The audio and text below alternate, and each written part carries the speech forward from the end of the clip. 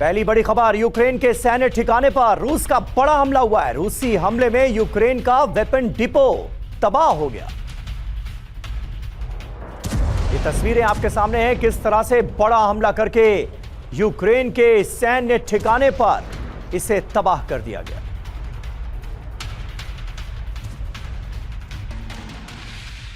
और यूक्रेन पर रूस का भीषण हमला हुआ है। रूसी TOS-1A रॉकेट ने कैसे तबाही मचाई, ये देखिए। यूक्रेन का डिफेंस सिस्टम भी इस हमले में ध्वस्त हो गया।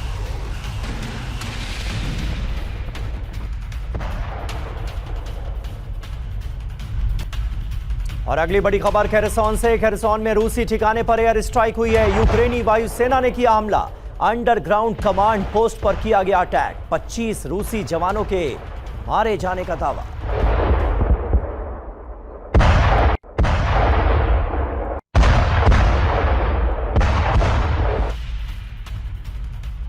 और रूसी सैन्य वाहन पर यूक्रेनी ड्रोन अटैक की तस्वीरें अब आपको दिखाते हैं। रूसी जवानों में इस हमले के बाद मच गई अफरा तफरी।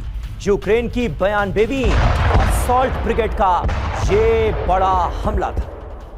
ये तस्वीरें आपको दिखा रहे हैं। यूक्रेन की बयानबेवी असॉल्ट ब्रिगेड ने ये जोरदार हमला अंजाम दिया। इसके बाद यहां मौजूद रूसी जवानों में देखिए कैसे अफरा तफरी मच गई और जवान अपनी जान बचाने के लिए इधर उधर भागते नजर आए।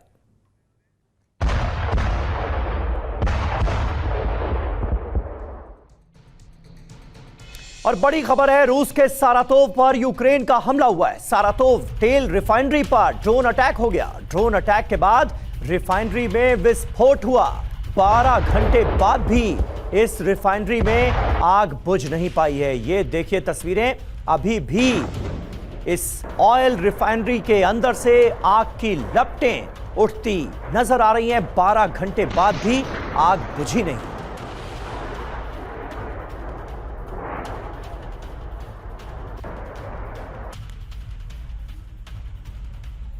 इस तेल रिफाइनरी के आसपास के इलाके की अलग अलग एंगल से ली गई तस्वीरें आपके सामने हैं, क्योंकि इस तेल रिफाइनरी में बड़ा धमाका हुआ था। आग अभी तक लगी हुई नजर आ रही है। धुएं का गुबार आसमान तक पहुंचता हुआ नजर आ रहा है।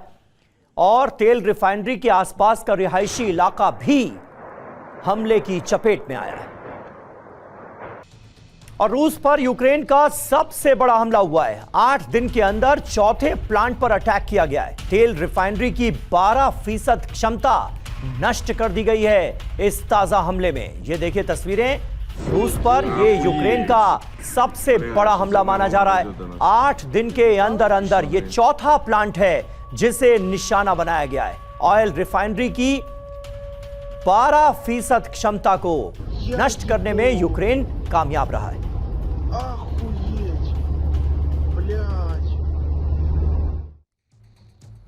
और इस बीच अहम खबर, कब्जे वाले यूक्रेन में रूसी सेना पर हमला हो गया। यूक्रेन का ओलेश्की में रूसी कमांड सेंटर पर हमला। यूक्रेन ने देखिए दावा किया है इस हमले को लेकर कि अकेले इस अटैक में 25 से ज्यादा रूसी सैनिकों को मौत के घाट उतार दिया गया है।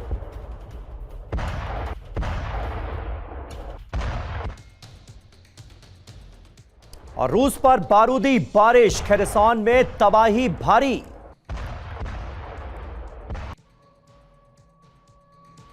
खेरसोन में रूसी सेना पर हवाई हमला हुआ है। ओलेश्की में सेना के हेडक्वार्टर पर यह स्ट्राइक की गई। रूसी कमांड पोस्ट पर सटीक एयर स्ट्राइक हुई है।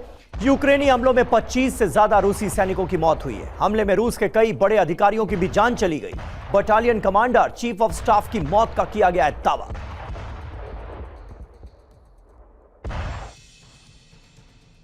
और वहीं ज़ैपोरिजिया में भी बरसा है गाइड बम। यूक्रेन ने इमारत पर गाइड बम बरसा दिया। इमारत पर रूसी सेना का कब्जा था। ये देखिए तस्वीरें।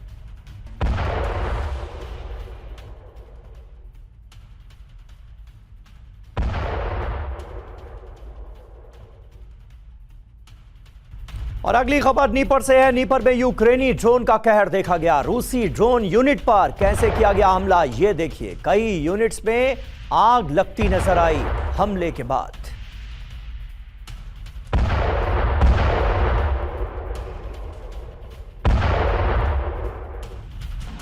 और खेरसॉन में जारी है भीषण युद्ध। रूसी आर्टिलरी का ताबड़तोड़ हमला हुआ है। यूक्रेनी सेना पर MLRS से किया गया हमला। कमांड पोस्ट, हथियार डिपो इस हमले में हो गए तबाह।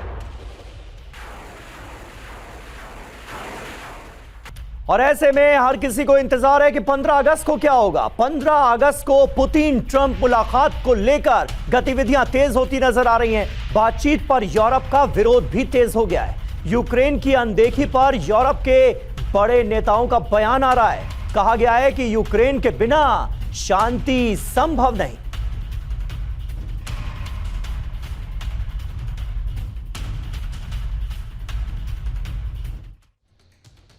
और यूक्रेन के मसले को लेकर 7 यूरोपीय नेताओं का संयुक्त बयान जारी हुआ है। शांति का रास्ता बिना यूक्रेन के मुमकिन नहीं है, यह साफ तौर पर कहा गया है। बयान जारी करने वालों में फ्रांस और जर्मनी जैसे देश भी शामिल हैं। यानी यूरोप एक तरह का दबाव बनाने की कोशिश कर रहा है कि अलास्का में होने वाली शांति वार्ता में ट्रंप पुतिन के साथ साथ ज़ेलेंस्की को भी शामिल किया जाए।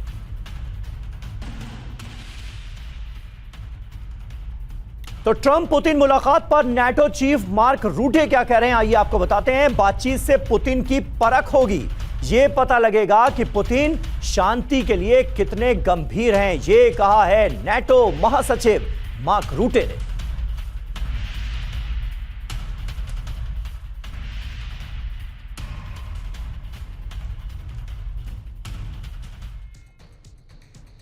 तो अब इस बातचीत को लेकर व्लादिमीर पुतिन की तरफ से जिन 10 शर्तों को सामने रखा गया है, वो शर्तें क्या हैं, आइए आपको जल्दी से बताते हैं।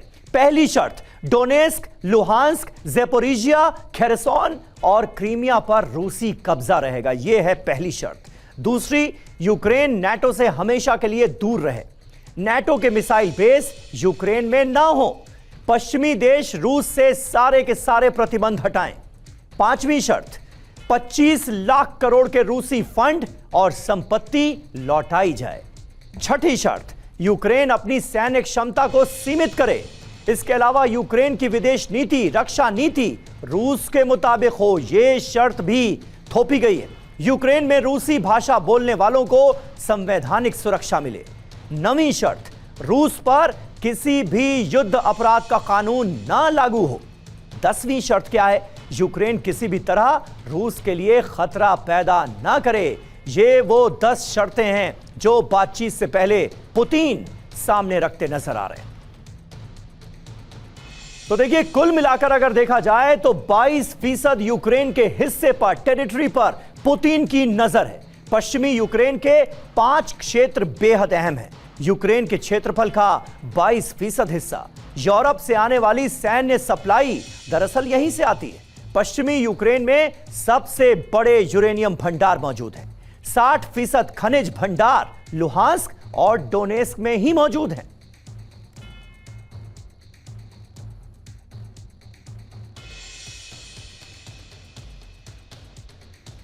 और अब यहां पर एक सवाल खड़ा होता है कि पुतिन और ट्रंप के बीच यह वार्ता आखिर अलास्का में ही क्यों हो रही है। आइए इसका जवाब आपको देते हैं। आर्कटिक प्रशांत महासागर के बीच मौजूद है अलास्का। अलास्का रूस के सैन्य अड्डे से सिर्फ और सिर्फ 88 किलोमीटर दूर है। इंटरनेशनल क्रिमिनल कोर्ट का वारंट भी इसकी एक बड़ी वजह है। अमेरिका ICC का सदस्य नहीं है, इसलिए गिरफ्तारी का कोई खतरा नहीं। साल 1867 तक अलास्का रूस का ही हिस्सा था। रूस ने अलास्का को 60 करोड़ में अमेरिका को बेच दिया था।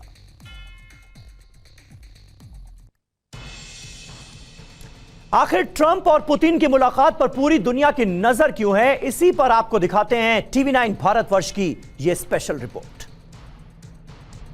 8 अगस्त को रूस को दी गई 10 दिन की अमेरिकी डेडलाइन खत्म हो रही थी। उससे ठीक 2 दिन पहले 6 अगस्त को मॉस्को में एक हाई प्रोफाइल मीटिंग हुई। डोनाल्ड ट्रंप के विशेष दूत स्टीव विटकॉफ क्रेमलिन में पुतिन से मिले। ये मीटिंग 3 घंटे तक चली, जिसके कुछ ही देर बाद यह खबर आई कि पुतिन ट्रंप से मिलने के लिए तैयार है। फिर यह खबर रिपोर्ट हुई कि ट्रंप से पहले पुतिन को ज़ेलेंस्की से मिलना होगा, लेकिन ऐसा संभव नहीं था जबकि डेडलाइन खत्म होने के करीब थी। ऊपर से पुतिन ट्रंप की मीटिंग की डेट फिक्स न होने से कई सवाल खड़े होने लगे, लेकिन इन सारे सवालों पर खुद ट्रंप ने विराम लगा दिया। तारीख 15 अगस्त 2025, जगह अलास्का। इसी दिन दुनिया के 2 सबसे ताकतवर नेता मिलने वाले हैं। ट्रुथ सोशल पर ट्रंप ने पुतिन से महामुलाकात की तस्वीर साफ की। ये वो दिन होगा जब पूरी दुनिया की निगाहें अलास्का पर होंगी। इसी मुलाकात में यूक्रेन का भविष्य तय होगा। यह तय होगा कि 3.5 साल से जारी महायुद्ध आगे चलता रहेगा या फिर इस पर ब्रेक लगेगा।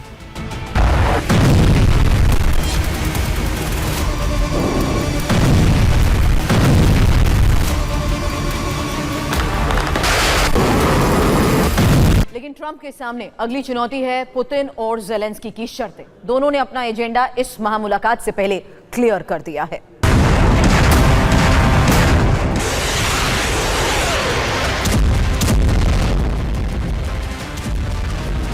पुतिन इस बात पर अड़े हैं कि यूक्रेन को वो इलाके छोड़ने होंगे जहां पर उनका कब्जा है।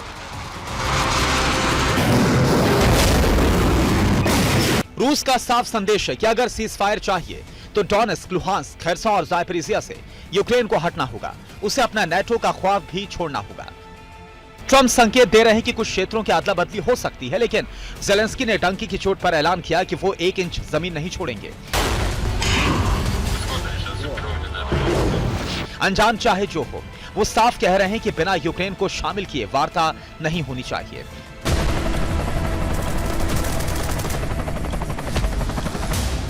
पुतिन और ज़ेलेंस्की की शर्तों से साफ लग रहा है कि शांति वार्ता शुरू होने से पहले ही मॉस्को और कीव के बीच तलवारें खिंच गई हैं। पुतिन और ट्रंप का मिलना तो तय है, लेकिन ज़ेलेंस्की से 3 देशों का सम्मेलन बनाना चाहते हैं।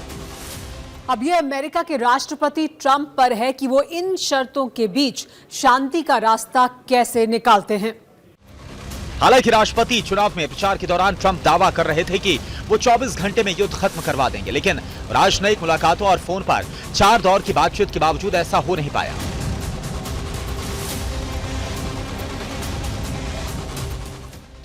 फरवरी 2025 ट्रंप और पुतिन ने पहली बार यूक्रेन युद्ध को समाप्त करने के लिए फोन पर बात की। इसके बाद 18 मार्च को दोनों नेताओं ने यूक्रेन में युद्ध विराम और शांति पर चर्चा की। फिर 19 मई को दोनों के बीच 2 घंटे से ज्यादा देर तक बातचीत हुई और आखिरी बार 4 जून को यूक्रेन और ईरान के मुद्दे पर दोनों नेताओं में 1 घंटे वार्ता हुई थी। इतनी लंबी चर्चा के बाद भी जब कोई फॉर्मूला नहीं निकला तो अमेरिका ने रूस को अल्टीमेटम दे दिया, जो पहले 50 दिन का था और बाद में उसे घटाकर 10 दिन कर दिया गया। अल्टीमेटम के आखिरी घंटों में ट्रंप और पुतिन के बीच मुलाकात की पिक्चर क्लियर हुई। इससे पहले डोनाल्ड ट्रंप अपने पहले कार्यकाल के दौरान 2019 में पुतिन से मिले थे। दोनों की मुलाकात जापान में G20 शिखर सम्मेलन के दौरान हुई थी। पिछली बार दोनों के बीच काफी गर्मजोशी दिखी थी।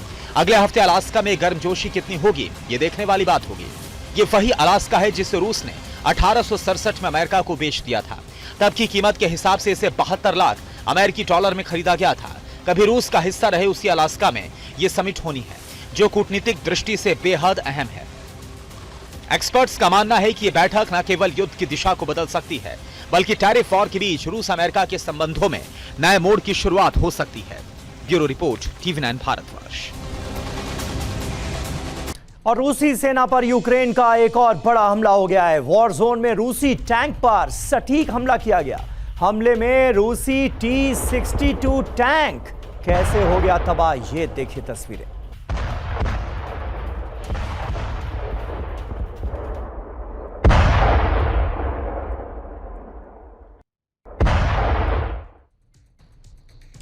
और अगली बड़ी खबर ईरान से जुड़ी हुई है। ईरान ने परमाणु वैज्ञानिकों को सुरक्षित जगहों पर शिफ्ट किया है। ईरान ने अपने 15 परमाणु वैज्ञानिकों को गुप्त जगह पर पहुंचाया। वैज्ञानिकों को मारने के लिए इजरायली खुफिया एजेंसी मोसाद लगातार कोशिशें कर रही है और यही वजह है कि अब ईरान ने अपने न्यूक्लियर साइंटिस्ट को सेफ जगहों पर पहुंचाने की कवायद शुरू कर दी है।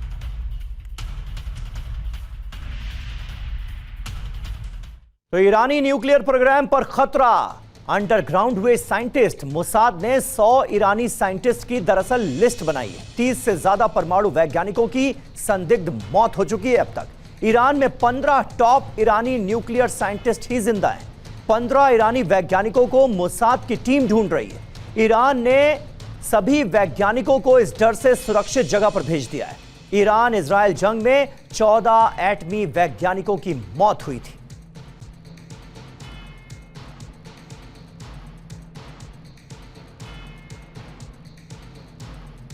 और अब वो खबर जो चौंकाती है। अमेरिका के राष्ट्रपति ट्रंप लगातार कह रहे हैं कि वो दुनिया में अलग अलग मोर्चे पर युद्ध रुकवाने की लगातार कोशिश कर रहे हैं, लेकिन अगर अमेरिका में आकर कोई दुनिया को परमाणु हमले की धमकी दे तो आप क्या कहेंगे? लेकिन ये अमेरिका में हुआ है। पाकिस्तान के army chief general Asim Munir ने अमेरिका से पूरी दुनिया को धमकी दी है, वो भी एटमी। उन्होंने पूरी दुनिया को अंजाम भुगतने की धमकी दी है। दरअसल सिंधु जल समझौते पर रोक से पाकिस्तान बुरी तरह बौखलाया हुआ है। अमेरिका से मुनीर ने सिंधु जल संधि को लेकर भी भारत के खिलाफ जहर उगला है।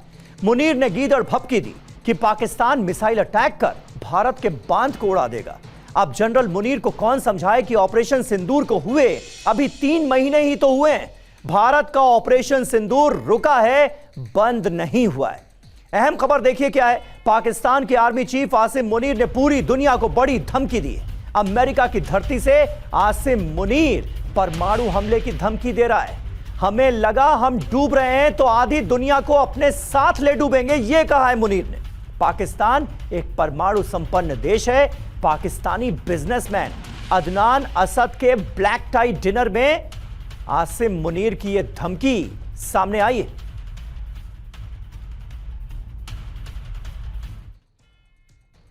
और खास बात यह है कि अमेरिकी सरजमीन से परमाणु अटैक की यह धमकी दी गई है। मुनीर ने क्या कहा आपको बताते हैं। पाकिस्तान एक परमाणु संपन्न देश है। हमारे अस्तित्व पर खतरा हुआ तो सभी के लिए खतरनाक साबित होगा ये कह रहा है आसिम मुनीर। लगा हमें कि हम डूब रहे हैं तो आधी दुनिया को अपने साथ ले डूबेंगे। बड़ी बात देखिए क्या है। अमेरिका के आधिकारिक दौरे पर है पाकिस्तान का बदनाम जनरल। ट्रंप के देश से दुनिया में तबाही की धमकी दे रहा है। पहली बार अमेरिका से किसी आर्मी चीफ का ऐसा बयान सामने आया है। ऑपरेशन सिंदूर के बाद दूसरी बार अमेरिका पहुंचा है आसिम मुनीर, और वहां जाकर किस तरह की गीदड़ भपकी देता हुआ नजर आ रहा है ये आप देखिए और अंदाजा लगाइए अमेरिका के बदले हुए रुख का भी। तो अमेरिका से भारत को भी मुनीर की गीदड़ भपकी। हम भारत के बांध बनाने का इंतजार कर रहे हैं। भारत ने बांध बनाया तो 10 मिसाइलों से इसे तबाह कर दिया जाएगा। सिंधु नदी भारतीयों की खानदानी संपत्ति नहीं है, यह कहा है आसिम मुनीर ने। तो पाकिस्तान का आतंकी आर्मी चीफ गीदड़ भपकी देता हुआ नजर आ रहा है भारत को। कहता है सिंधु नदी पर बांध बनाया तो हम उसे 10 मिसाइलों से उड़ा देंगे। पहले हम बांध बनने का इंतजार करेंगे, फिर मिसाइल से उड़ा देंगे। बिल्कुल आतंकियों की जुबान बोलता नजर आ रहा है पाकिस्तान का जनरल। पाकिस्तान के पास एक से एक मिसाइलों का जखीरा है, कोई कमी नहीं। सिंधु नदी भारतीयों की कोई खानदानी जागीर नहीं। सिंधु समझौता टूटा तो 25 करोड़ लोग भुखमरी का शिकार हो जाएंगे। पाकिस्तान की लाइफलाइन कश्मीर हमारी सर्वोच्च प्राथमिकता है। एक बार फिर वही पुराना राग अलापते हुए वो नजर आया। भारत ने जंग में नुकसान का आंकड़ा नहीं दिया, पाकिस्तान आंकड़े देने को तैयार है, ये कहा है आसिम मुनीर ने, वो भी अमेरिका पहुंचकर। और आइए अब आपके सामने आसिम मुनीर के बयानों को जरा डिकोड करते हैं। आखिर क्या मतलब है मुनीर की बातों का, ये समझाते हैं। आसिम मुनीर का बयान हमने डिकोड करने की कोशिश की। दक्षिण एशिया में परमाणु अस्थिरता का स्रोत पाकिस्तानी सेना है। पाकिस्तान का परमाणु बटन सरकार के पास नहीं बल्कि सेना के पास है। यह आसिम मुनीर का बयान साफ तौर पर बता रहा है। यह बयान इस बात का संकेत है कि भारत में आगे भी आतंकी हमले हो सकते हैं पाकिस्तान की सेना, पाकिस्तान की खुफिया एजेंसी की शह पर। बयान पाकिस्तान के पुराने पैटर्न का हिस्सा नजर आता है। जब भी अमेरिका पाक सेना का समर्थन करता है तो वो अपना असली चेहरा दिखाते हैं, और आसिम मुनीर ने एक बार फिर वही किया है। अमेरिका में हुए स्वागत का मतलब पाकिस्तान में आने वाले वक्त में तख्ता पलट भी हो सकता है।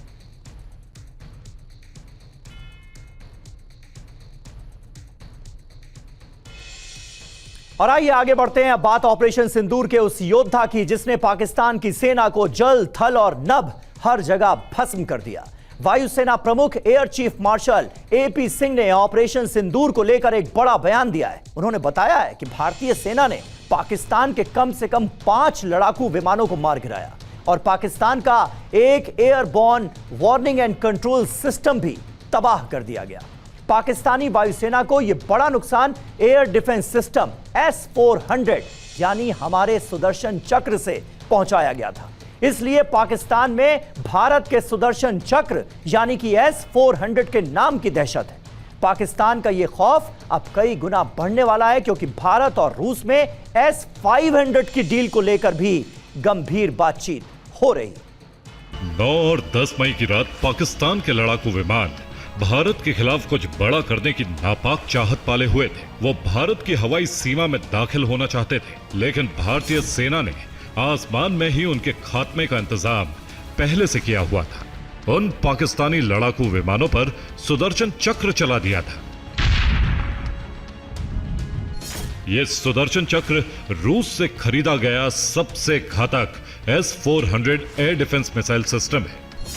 भारतीय वायुसेना प्रमुख ने इस बारे में बताया है कि पहली बार इसका इस्तेमाल ऑपरेशन सिंदूर के समय किया गया था। S-400 के इस्तेमाल के बाद ही पाकिस्तान घुटनों पर आ गया था। Mostly from, I'm talking about fighter aircraft are from S-400.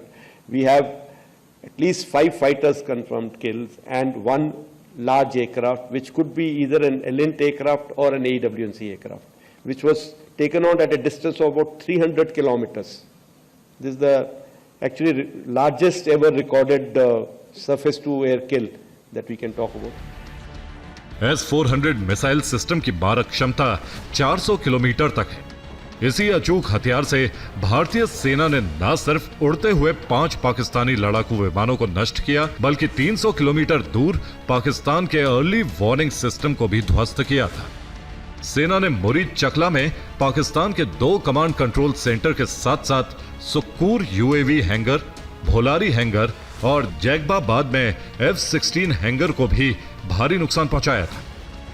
We have indication of at least 1 AWNC in that AWC hangar and a few F-16s which were under maintenance there.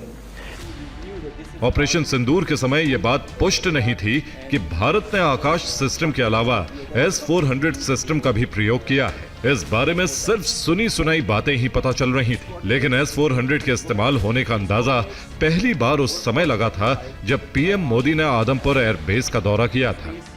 जब हमारी फौजें न्यूक्लियर ब्लैकमेल की धमकी की हवा निकालती थी तो आकाश से पाताल तक एक ही बात गूंजती है, भारत माता की जय। उस वक्त यहाँ पर S-400 तैनात दिखा था, जिसके बाद पाकिस्तान के उस झूठ का पर्दाफाश भी हुआ था जिसमें वो लगातार भारत के एक S-400 सिस्टम को तबाह करने का दावा कर रहा था। तब प्रधानमंत्री मोदी ने S-400 पर एयरफोर्स के जवानों से मजाकिया अंदाज में एक बड़ी बात कही थी। इशारों में की गई PM मोदी की वो बात आज देश को सुननी चाहिए। सभी साधनों का भी एक बार इस्तेमाल हो गया आपको लगता था सीख तो रहे, पता नहीं कब काम आएगा। साफ है S-400 आज की तारीख में पाकिस्तानी सेना में डर का एक बड़ा नाम बन चुका है और भारत के हवाई किले को सुरक्षित करने वाला एक कामयाब हथियार है। भारत ने रूस से 5 S-400 की डील साल 2018 में की थी। रूस इसमें से भारत को 3 यूनिट पहले ही दे चुका है। कहा जा रहा है कि मॉस्को अगले साल बाकी की बची 2 यूनिट भी दिल्ली को दे देगा। लोगों को जानना चाहिए S-400 की पावर क्या है, इसे क्यों सबसे अचूक अस्त्र माना जाता है। S-400 17,000 किलोमीटर प्रति घंटे की रफ्तार से उड़ने वाले किसी भी हवाई लक्ष्य को नष्ट कर सकता है। एक साथ 160 टारगेट्स को टारगेट कर सकता है और एक टारगेट पर 2 मिसाइलें दाग सकता है। 4 अलग अलग प्रकार की मिसाइलों से लैस है जो विभिन्न प्रकार के खतरों से निपटने में सक्षम है। ये एक मोबाइल सिस्टम है। इसे सड़क से एक स्थान से दूसरे स्थान पर आसानी से ले जाया जा सकता है। मात्र 5 से 10 मिनट में यह ऑपरेशन के लिए रेडी हो सकता है। लेकिन जरा ठहरिए, पाकिस्तान में S-400 के नाम की दहशत वाली ये पिक्चर अभी आधी दिखाई है और इस पराक्रमी फिल्म का क्लाइमैक्स S-400 नहीं बल्कि S-500 है। ये बड़ी खबर ध्यान से सुनिए। ऑपरेशन सिंदूर में S-400 की कामयाबी को देखने के बाद अब रूस से S-500 एयर डिफेंस सिस्टम को खरीदने पर बहुत ही गंभीरता के साथ जो बातचीत है वो चल रही है। रूस के राष्ट्रपति पुतिन इसी वर्ष के अंत में दिल्ली आ सकते हैं। पीएम मोदी ने 23वें भारत रूस शिखर सम्मेलन में शामिल होने के लिए उन्हें शुक्रवार को ही निमंत्रण दिया है। ऐसे में कयास है कि भारत और रूस में उस समय S-500 की डील पर भी बातचीत हो सकती है। इसीलिए जानना जरूरी है कि S-400 से S-500 कितना पावरफुल है और S-400 की शक्ति से लैस होने के बाद भी भारत को S-500 की जरूरत क्यों है।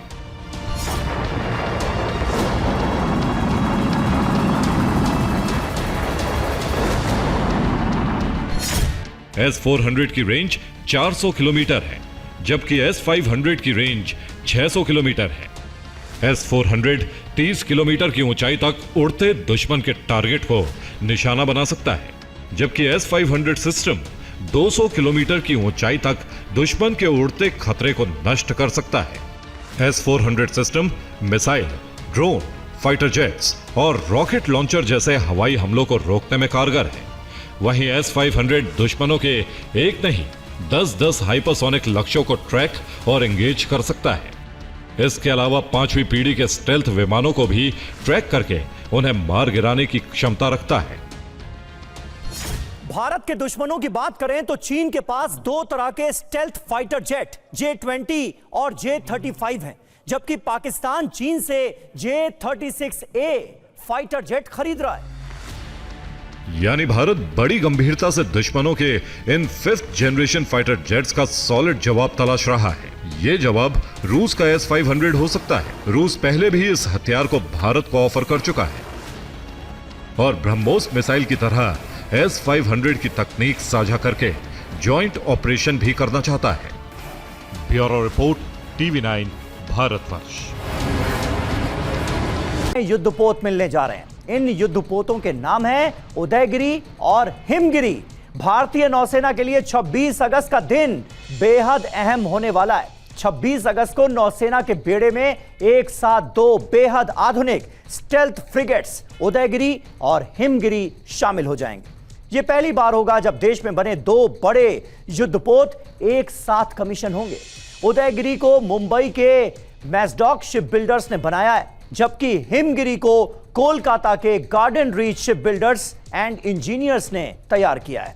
उदयगिरी और हिमगिरी नौसेना के नेक्स्ट जनरेशन स्टेल्थ वॉरशिप हैं, जो प्रोजेक्ट 17A के तहत बनाए गए हैं। नौसेना के मुताबिक यह सिर्फ कमीशनिंग नहीं बल्कि भारत की मेक इन इंडिया और आत्मनिर्भर भारत की ताकत दिखाने का मौका है। इन जहाजों के शामिल होने से हिंद महासागर में भारत की पकड़ और मजबूत होगी। हिंद महासागर में चीन और पाकिस्तान को सीधा संदेश भी मिलेगा। चीन हाल के वर्षों में हिंद महासागर में अपनी मौजूदगी बढ़ा रहा है, खासकर श्रीलंका, मालदीव्स और अफ्रीकी तटों के बंदरगाहों में चीन की गतिविधियां बढ़ी हैं। वहीं पाकिस्तान में ग्वादर पोर्ट पर चीन की नौसैनिक गतिविधियां भारत के लिए चिंता का विषय रही। उदयगिरी और हिमगिरी फ्रिगेट्स के आने से भारत न सिर्फ अरब सागर और बंगाल की खाड़ी की निगरानी कर सकेगा, बल्कि मलक्का स्ट्रेट तक चीनी जहाजों की हर हलचल पर नजर रखी जा सकेगी। खास बात यह है कि उदयगिरी नौसेना के वॉरशिप डिजाइन ब्यूरो का 100वां डिजाइन किया गया जहाज है। करीब 6700 टन वजनी यह जहाज शिवालिक क्लास से बड़े और ज्यादा उन्नत है। इनका डिजाइन ऐसा है कि रडार पर कम दिखते हैं। इनमें डीजल इंजन और गैस टरबाइन दोनों लगे हैं। इसमें आधुनिक मिसाइलें, तोप और पनडुब्बी रोधी हथियार भी हैं। इन फ्रिगेट्स के निर्माण में 200 से ज्यादा भारतीय कंपनियों ने हिस्सा लिया, जिससे 4000 से ज्यादा लोगों को सीधी और 10,000 से ज्यादा लोगों को अप्रत्यक्ष नौकरियां भी मिली। और देखिए, हिमगिरी और उदयगिरी युद्धपोत की खासियत क्या है, आपको यह भी बता देते हैं। समंदर के दो बाहुबली हैं दरअसल ये। इनका वजन है 6670 टन का। रेंज इसकी देखिए कितनी है, 5500 नॉटिकल मील की। स्टेल्थ डिजाइन है, समंदर में चलते हुए दुश्मन को बहुत देर में नजर आते हैं, ये इसकी एक खूबी है। आधुनिक हथियारों से यह पूरी तरह से लैस है। ब्रह्मोस और सुपरसोनिक क्रूज मिसाइलें इनमें लगाई गई हैं। VLSR सैम लगा है, टॉर्पीडो लॉन्चर और एंटी सबमरीन रॉकेट्स लगे हैं। 76 mm की गन से ये लैस है। इसके अलावा सोनार सिस्टम, गहरे पानी में पनडुब्बी का पता लगाने की क्षमता है। मल्टी रोल ऑपरेशन क्षमता हासिल है इसे। एक साथ एंटी शिप, एंटी एयर और एंटी सबमरीन मिशन को यह अंजाम दे सकता है। और अब उन माता पिता के लिए एक जरूरी खबर जो अपने बच्चों को डे केयर के हवाले करके ऑफिस चले जाते हैं। नोएडा में एक डे केयर से ऐसी तस्वीर सामने आई है जिसे देखकर आप हैरान रह जाएंगे। डे केयर में काम करने वाली एक मेड ने 15 महीने की मासूम छोटी सी बच्ची के साथ इतनी बेरहमी की कि बच्ची बुरी तरह घायल हो गई। ये तस्वीरें सीसीटीवी फुटेज आपको दिखा रहे हैं। मेड ने बच्ची को पीटा, उसे जमीन पर पटका, मासूम को दांत से काटा, प्लास्टिक की बेल्ट से पीटा। बच्ची से बेरहमी का सीसीटीवी फुटेज जब सामने आया तो हर कोई सन्न रह गया। मेड के खिलाफ शिकायत दर्ज करवाई गई और उसे गिरफ्तार कर लिया गया। तो ये तस्वीरें आपको दिखा रहे हैं। हालांकि पेरेंट्स की, मां बाप की मजबूरी है, मां बाप को सर्विस पर जाना है, बच्चे घर में अकेले ना रहें इसलिए उन्हें डे केयर में छोड़ा जाता है। लेकिन डे केयर में, कुछ डे केयर्स में किस तरह का सलूक किया जा सकता है एक मासूम छोटी सी बच्ची के साथ, ये तस्वीरें साफ तौर पर बता रही हैं। सोचिए इस मासूम बच्ची पर क्या गुजरी होगी। ये तस्वीरें आप देखिए, दांत के निशान भी साफ तौर पर नजर आ रहे हैं बच्ची के हाथ और पैर पर।